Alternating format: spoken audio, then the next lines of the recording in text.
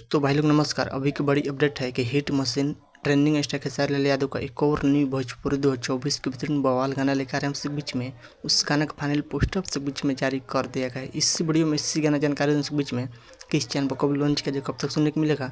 जो भाई लोग चैनल सब्सक्राइब नहीं किए हैं तो प्लीज़ चैनल सब्सक्राइब कर लीजिए। सबसे पहले ऐसे भोजपुरी लेटेस्ट अपडेट इनका जानने के लिए शुरू से अंत तक इस वीडियो में बना रहेगा। सबके बीच में चैनल पर जानकारी मिल करेगा।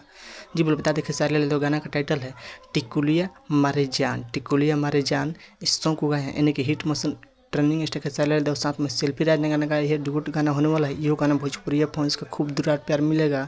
गाना आते हुए बवाल धमाल मचा कर रख देगा, क्योंकि जिस गाना का टाइटल टिकुलिया मारे जान, इस सॉन्ग को लिखे टुनटुन यादव। और इस गाना म्यूजिक संगीत का बात करें तो म्यूजिक दिए आर्या शर्मा। म्यूजिक संगीत से बहुत बेहतरीन कमाल का एल्बम गाना होने वाला है। और बता दें कि इस गाना का टिकुलिया मारे जान, इस गाना का टीजर आपसे बीच में आ गया है। जो भाई टीजर नहीं देखे जाइए, एक बार टीजर देखिए। Ananta music YouTube channel teaser launch कर दे, बहुत जबरदस्त बवाल टीजर है। इस वीडियो में देखने को मिलेगा hit machine trending star Khesari Lal Yadav और साथ में रानी अख्तर वीडियो सॉन्ग देखने को मिलेगा। इस गाना फुल लॉन्च किया जाएगा आपसे बीच में निकाल सुबह 2 तारीख सुबह 6:30 पर अनंता म्यूजिक यूट्यूब चैनल पर। कल बार गाना सुनिए, बहुत बेहतरीन बवाल धमाल मचाल गाना होने वाला है। आप लोग बताइए कि hit machine trending star Khesari Lal Yadav video update news का अपडेट न्यूज पसंद पर प्लीज़ वीडियो को लाइक कीजिए, दोस्तों शेयर कीजिए।